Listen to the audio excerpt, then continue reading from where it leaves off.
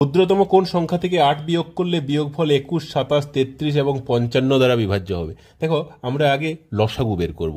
লসাগু কিভাবে বের করব? 21 আর 27, 21 আর 27-এর লসাগু কত হবে? 21 মানে কি 3 গুণিত 7, আর এটা 3 গুণিত 9। তাহলে এর সাথে 21-এর সাথে 9 গুণ করে দাও, তাহলে 21, 27-এর লসাগু হয়ে যাবে। 21 9 কত? 20 9 180, 189 হয়ে যাবে। এবারে 189-এর সাথে 33 আর 55, 33 মানে কি 3 গুণিত 11, এখানে আমার একটা 3 রয়েছে অলরেডি, আর এটা 5 গুণিত 11। তার মানে এর সাথে আমি যদি জাস্ট 55 গুণ করে দিই তাহলেই লসাগু পেয়ে যাচ্ছি। 5 দিয়ে গুণ করার একটা সিস্টেম আছে।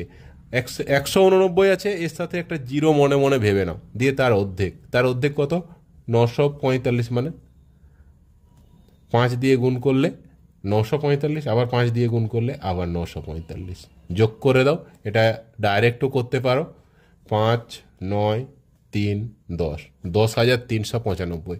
যেহেতু 8 বিয়োগ করতে বলেছে, তাহলে আমরা এর সাথে 8 যোগ করলে 10,403 পাবো, যেটা অপশানে নেই। তাহলে অপশান ডি কোনোটিই নয়।